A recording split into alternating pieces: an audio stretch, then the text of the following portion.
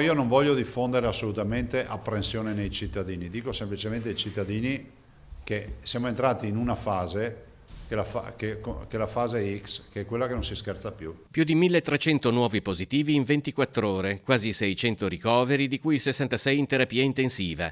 La diffusione del coronavirus in Veneto torna a preoccupare e la regione è pronta a prendere contromisure. Nei prossimi giorni, da qui a lunedì, emetterò un'ordinanza nella quale ci saranno giustamente, diciamo, dei primi alleggerimenti, no? Ma non di misure, alleggerimenti di assembramenti e quindi ci saranno delle restrizioni che non saranno da lockdown, non saranno preclusive delle attività, però comunque ci serviranno a cercare di creare meno possibilità di contatto possibile tra i cittadini. All'impennata di positivi dell'ultimo periodo non corrisponde l'aumento di ricoveri in terapia intensiva di marzo, ma l'allerta rimane massima.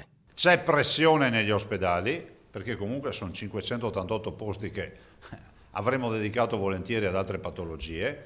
Siamo preoccupati perché comunque l'invernata ci riserva sempre anche il picco dell'influenza. Oggi siamo ancora nella seconda fascia, da 51 persone in terapia intensiva a 150. Voi sapete che quando arriveremo intorno ai 150 attiveremo 10 ospedali Covid.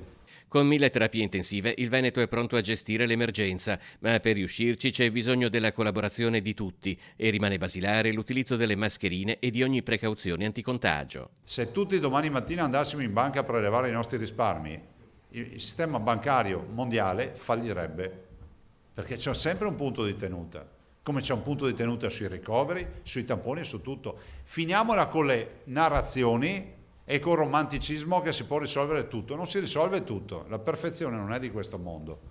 Oltre certi limiti non si può andare.